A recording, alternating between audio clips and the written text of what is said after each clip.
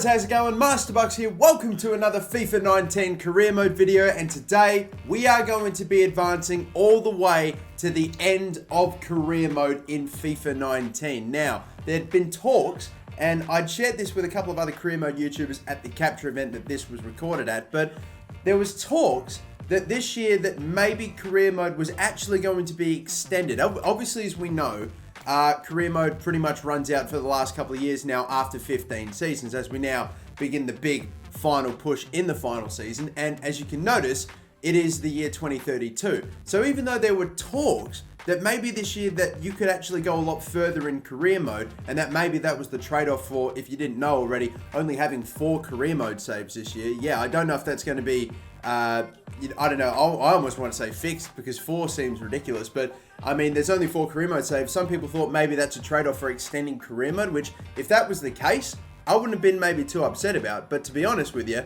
June 2033, that is the month that we're currently in, and that is the last month of career mode. So, all right, sweet, cool. Anyway, as we now are pretty much on the brink of ending career mode and being forced into retirement after 15 or 14 long seasons of service, we are going to take a quick look at all the Premier Leagues and all the top leagues, of course, around Europe, as well as like Champions League, Europa League, and all that stuff. You saw that Liverpool actually won this, and most of the top clubs have retained their status as a pretty top tier, as the biggest one's still there. And of course, it's not too different over in Ligue 1 with PSG still winning the title, AS Monaco still up there.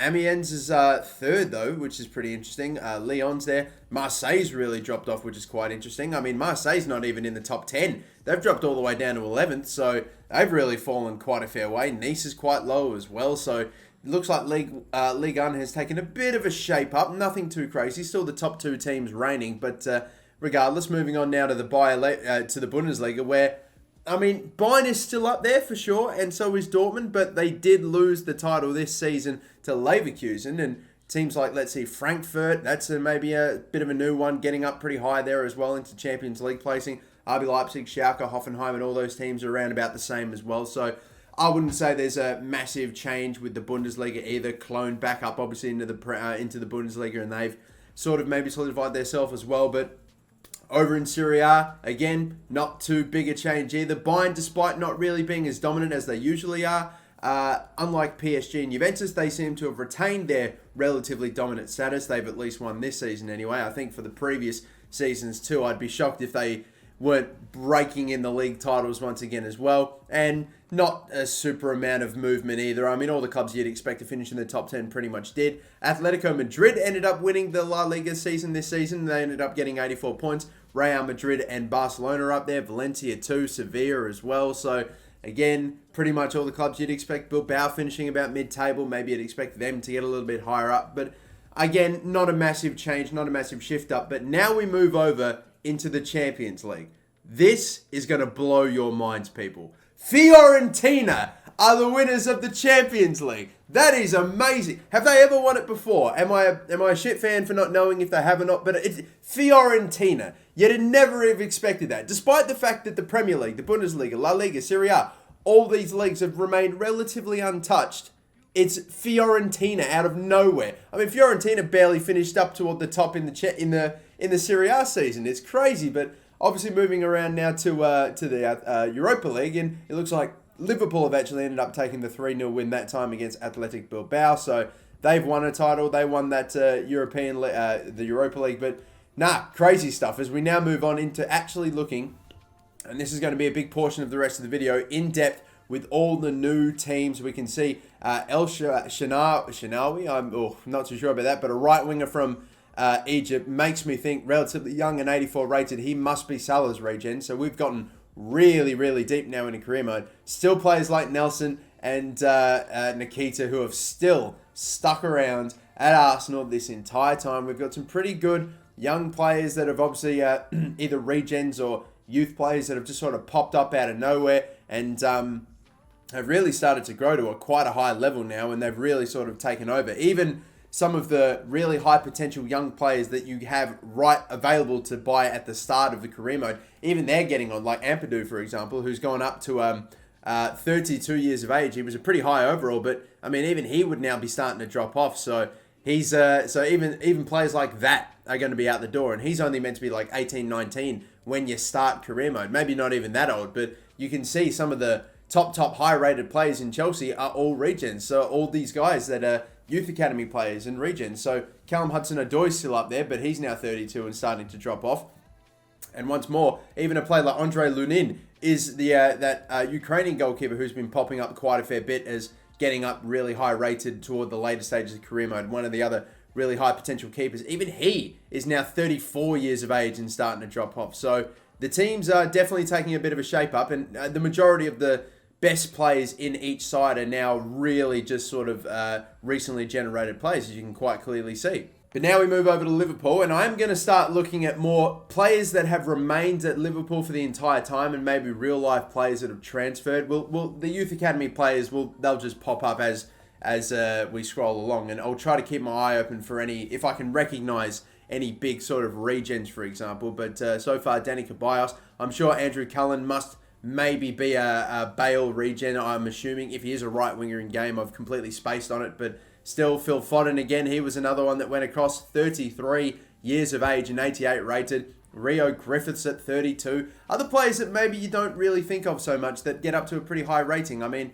that would be pretty nice to see. Hopefully a few players with not great potentials managing to get up to a pretty high overall. You've got Lautaro Martinez that's been transferred into Liverpool. I believe that would have been a couple of years ago as well. Again, the youth academy players are just filling up the side here. Per Schuurs, who's from, I'm pretty confident, Ajax, maybe someone else as well, or maybe another club. But again, you can see it's just being dominated and filled with youth academy players. We now move across over into Manchester City. Now, I actually remember the last time we did a little bit in an advance forward and took a look at the Manchester City team. It was very, there weren't an awful lot of transfers in. There were a lot of players that had left and gone to other clubs, like the last one that we just saw with Phil Foden. But Arzani was still in there. And again, a lot of the high-rated players, you'll see almost every single one of them are the youth academy players. Claudio Gomez, who was an actual Manchester City listed player at the beginning of career mode when you load one up. So he's managed to get a pretty good rating. Gabriel Jesus has stayed this entire time, now 36 years of age. Charlie Lewis at 92. I'm not sure if he's a regen. He might just be a youth academy player, but still some real high-rated players for Manchester City when it comes to their youth academy. They've actually really pulled it out the bag here, but again, I can barely see any real-life players in this team. They're all recently regenerated players with actual in-game faces. So it's mental, the shake-up that you see right toward the end of it. I mean, even a bloke like, as you can see, Ezequiel Barco, who we'll get to in a second, 34 years of age, the big up-and-coming prospect at Atlanta United over in the MLS. So even if he is getting to like 34, 35 and starting to drop off, then you know this is how deep we are, really. It's getting mental. But again, Joshua Boy, I'm not exactly confident if that's the pronunciation, but surely another youth academy, or not a youth academy, surely another young Manchester United player that has remained on the books this entire time. I brought it up last time, Tathith Chong as well, who looks like a crazy one. He's got his real face in game too, so he's got that crazy haircut as well. Issa Diop, obviously, that went from West Ham over to Manchester United, maybe would have popped across to a few other clubs prior to landing at Manchester United. And again, continuing on, Kamara, 33 years of age, so another transfer, another younger, high potential player that's eventually gotten up to a good rating. Riqui Puig is another bloke. Marcus Rashford has stayed, but that Puig guy is one that I'm really keeping an eye on. I think I saw a goalkeeper, a Spanish goalkeeper, Jorge Marcos Rubio Haro, who looks like he maybe might be a De Gea regen, but you don't normally see regens end right back up at the exact same club, do you? So maybe that's not the case. We've got Dario Civic here to end at 87 overall from Bosnia-Herzegovina. So I'm not, maybe, would it be Pjanic? It surely must be Pjanic then in that case, if it's going to be a regen of anybody. But the final English club will be Tottenham Hotspur. Trent Alexander-Arnold. Now, this obviously is a continuation of the 2030 career mode video that we did earlier. Dele Alli stayed. Trent Alexander-Arnold was 88 rated and at Real Madrid. So he's now gone to join a few of the lads like Dele Alli and co over at Tottenham. Christian Fruchtil is still obviously there as well. Marcus Edwards is a young high potential player at the start of career mode this year. He stayed there the entire time. Joe Gomez has gone. A few other young youth academy players popping through, like Oscar Jordan, who was 31 years of age. So he must not be a a regen of anyone really super high rated if he's that high rated and a centre attacking midfielder from England. So he's just another youth academy player that's popped up. It's good to see that you don't have to rely on regens this year to actually have superstar players. The youth academy players will just sort of generate as per usual and actually get up to a pretty good rating, which is good to see. But you just see a bunch of them super high rated players, like a 29-year-old centre mid Spaniard who's just got up to like 88, which is crazy. Finishing it up with Salith Ozcan right there, or Uzcan, sorry. Moving across now into other teams now, other top sides like PSG. I will be moving across to Serie A after this, and when we do get there, I will be looking at, of course, be looking at, Juventus, and I will definitely be looking at that Fiorentina side that won the Champions League, because that's mental.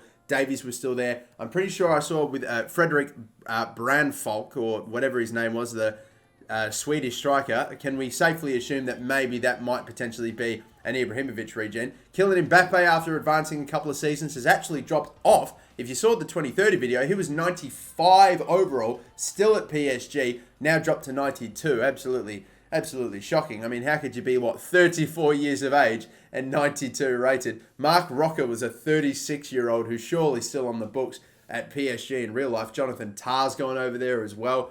Just so many players that you'd expect to be moving around or dropping down to other clubs or, bloody hell, even retire at 36, 37 when you're not getting any game time. It's crazy scenes. But anyway, we move over to the Bundesliga really quick. We'll take a look at Bayern. Then we'll go over to the Serie A. Houssem Aouar is probably from Olympique Lyon. He's obviously gone across to Bayern as well.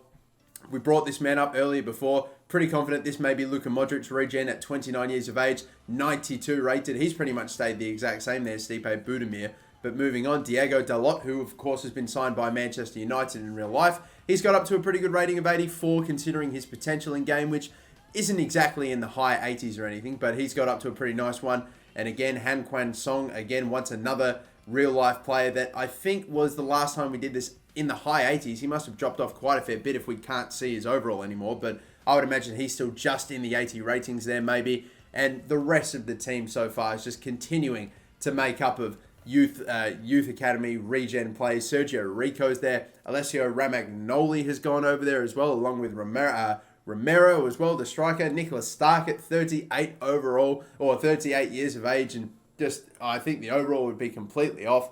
It's mental stuff. But we're coming to the end of some of the bigger teams now as we finally move across into Juventus and into Serie A. We'll probably have Juventus, Fiorentina, and then a couple of La Liga clubs, and then we will show you what happens at the end of career mode, as we will see if there are any major changes to how it operates in the past. You would imagine it wouldn't exactly be so. And for any of you that don't actually know what happens when you reach the end of career mode, if you've never gotten that far, then you'll be able to see it for the first time. And if we just want to rewind really quickly, can we? Yeah, no, cheers. This bloke looks extremely pale for a bloke that just came out of Cameroon, Konate.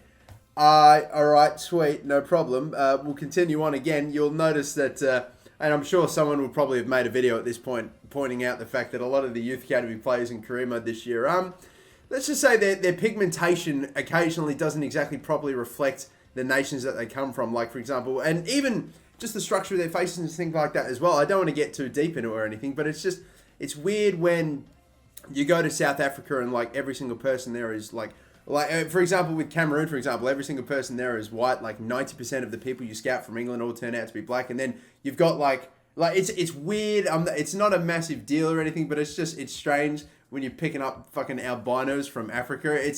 I'm not saying it's technically impossible, but the ratios are way off, and I don't know. It's a conversation you've got to be really fucking careful with, because you know someone's going to find a way to get fucking upset over it. But it just seems a bit off regardless. We'll move over to Fiorentina though. This is actually the team that won the Champions League. So I really am not looking at like the Youth Academy players or anything like that. I'm only looking at the big names that lifted this team to Champions League glory, okay? Dragowski, I kind of remember being a high potential goalkeeper, but he sort of dropped off a bit. Willem Jubels, 31 years of age, 85 rated. Okay.